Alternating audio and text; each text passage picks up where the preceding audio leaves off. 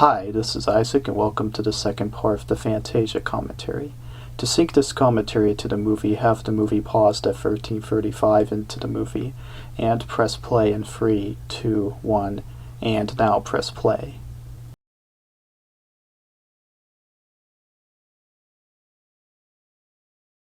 Now I'll talk about the Nutcracker Suite segment directed by Sam Armstrong.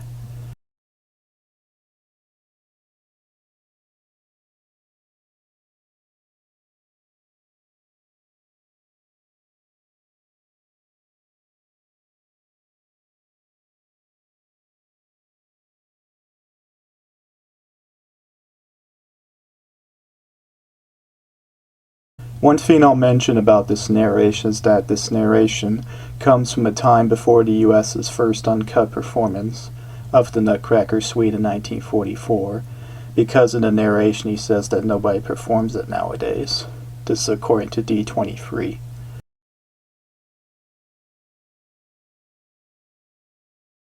As you may know, the Nutcracker Suite is very famous in today's time.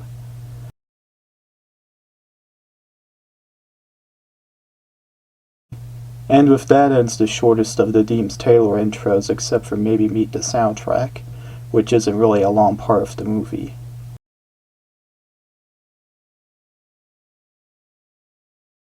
This is the first segment to feature animated characters, and these characters are the fairies. The second Disney fairies after the Blue Fairy and Pinocchio. These fairies are small, kind of like Tinkerbell from Disney's own Peter Pan movie to me.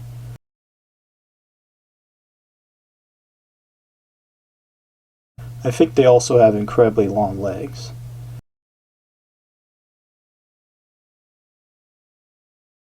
These fairies here are based on the movement of hummingbirds according to a D23 article talking about the 9 old men.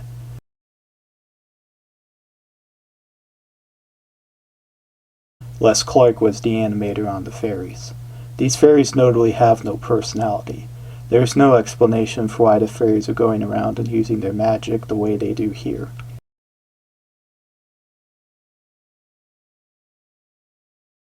Les Clark also animated Mickey and Steamboat Willie and a scene with Mickey and the Sorcerer's Apprentice where his sleeves keep falling down, according to D23.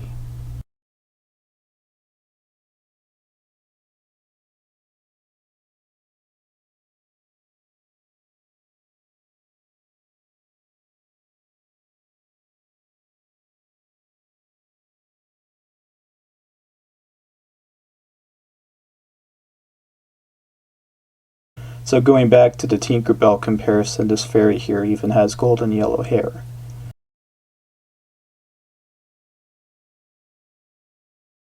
By the way, the credits on this movie are located on tcm.com, which I'll link to in the video description so you can see everyone that worked on this movie.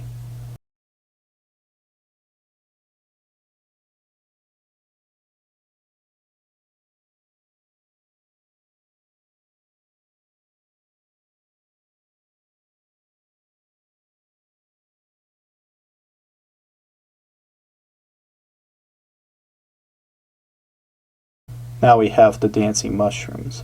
The smallest one is Hop Low in the theatrical trailer refers to him as the dopey of the mushrooms according to D23.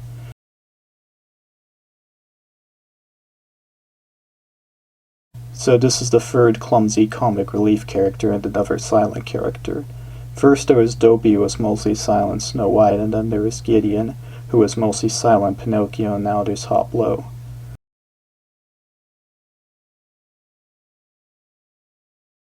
Also, I talked about Dopey earlier, and he was going to be the Sorcerer's Apprentice in the segment after this one instead of Mickey, and Stokowski suggested a new character to represent anyone, according to D23.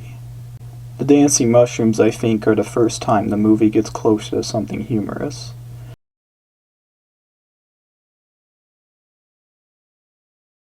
According to the Walt Disney Family Museum, they were inspired by the Three Stooges, and according to D23, they were animated by Art Babbitt.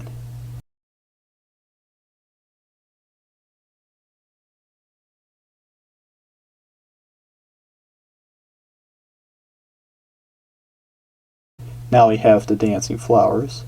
This idea of flower ballet was discussed way before Fantasia was a thought in 1935, according to D23, and according to D23 the flowers were modeled after March Champion, who was a model for Snow White, and the Blue Fairy in Pinocchio, which isn't the only connection this movie has to Pinocchio.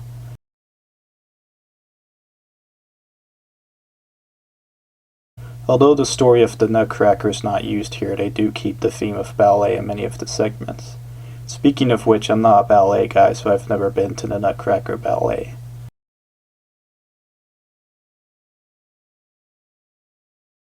For this movie, a deleted concept was fragrance in the theater for when flowers danced on screen, according to a video, 5 Fascinating Facts About Fantasia by D23 on YouTube. By the way, if you want to leave comments on this video, you can do so on the Twitter page that I'll link to in the video description.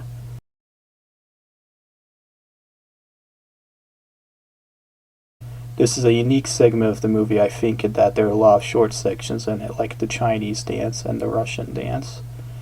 Speaking of which, Nutcracker Suite purists may recognize that 2 of the movements are missing and the other movements are placed out of order. This begins not with the overture but with Dance of the Sugar Plum Fairy.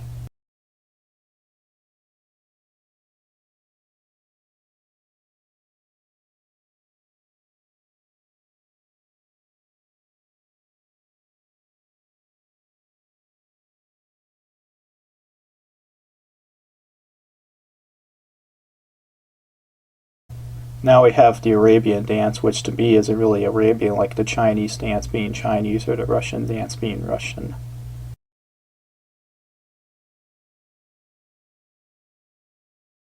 By the way, the inking and painting process for this movie is quite complicated.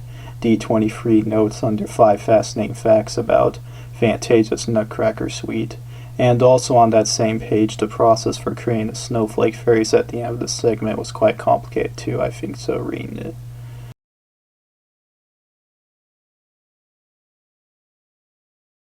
I mentioned Pinocchio earlier, and not only does this movie feature the second Disney fairies, but this movie also features the second underwater scene in Disney after Pinocchio's underwater scene.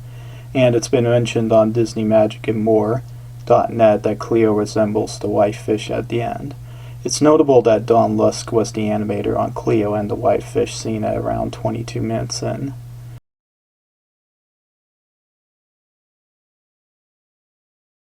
The information about Don Lusk was taken from Cartoon Brew, which I'll link to in the video description. By the way, if you want to hear more Tchaikovsky music set to animation, you can watch Disney's 1959 movie Sleeping Beauty on Disney+.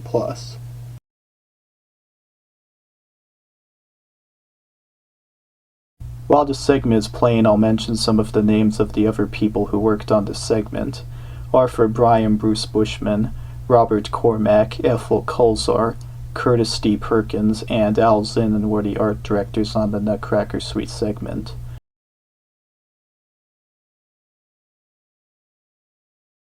Nino Carbet did the background paintings in this segment. Albert Heath and Graham Hyde were the story developers on the segment.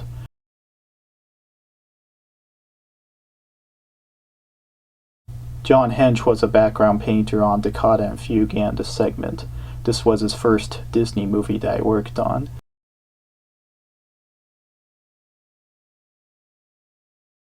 Elmer Plummer was a character designer on the segment. Robert Stokes did animation on the Nutcracker Suite.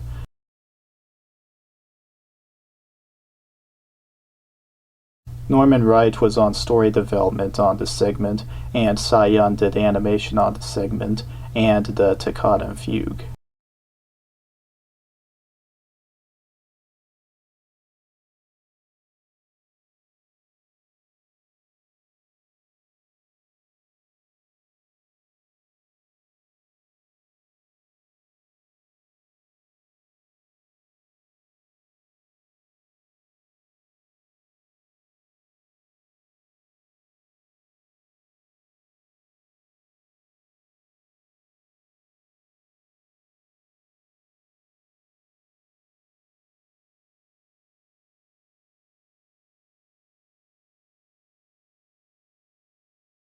One way that the Nutcracker Suite themes were kept is having the Chinese themes in the Chinese dance and the Russian dance with the Russian theme, with the flowers looking like Russian people.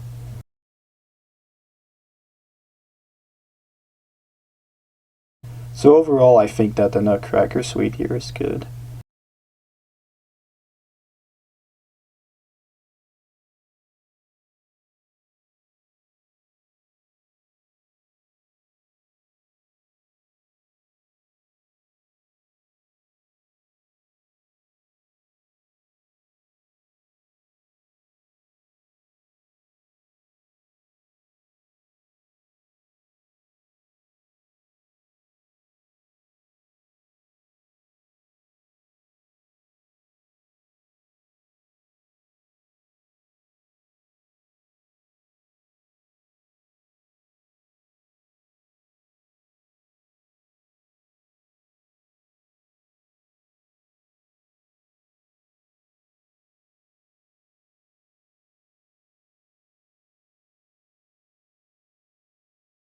Sylvia Moberly Holland was the leader of the story team for this segment of Fantasia's Nutcracker suite, and also along with Bianca Majoli and sketch and background artist Ethel Kulzer, developed the art, character designs, and backgrounds for the sequence according to a blog on waltdisney.org, which I'll link to in the video description.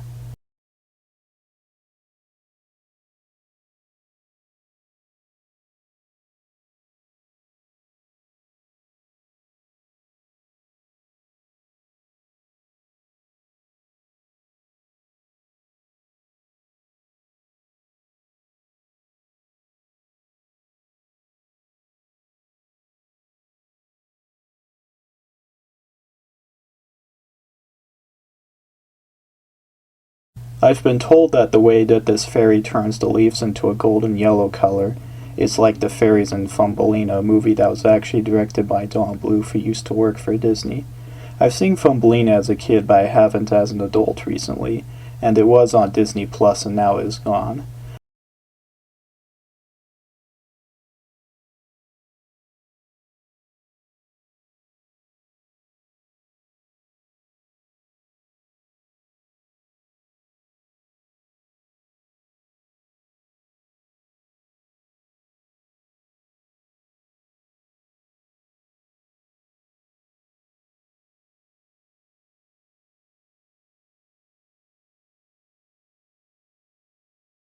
I might actually watch Thumbelina when it appears on Disney Plus again, just to say that I watched it.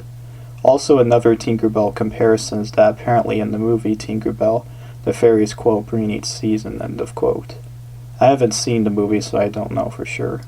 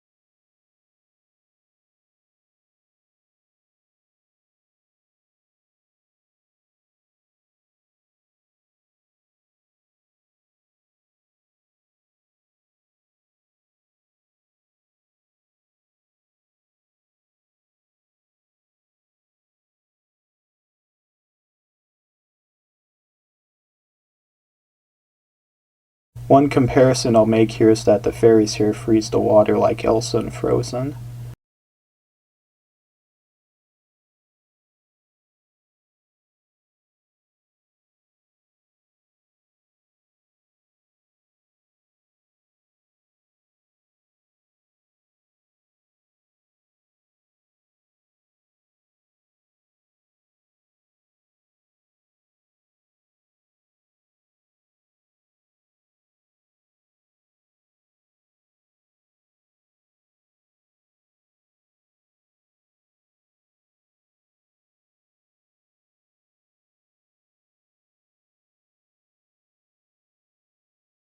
This winter section is the closest the segment gets to having Christmas themes to me. Otherwise, the original ballet had a story, but this segment, on the other hand, doesn't have a story. and has little to do with the Nutcracker suite.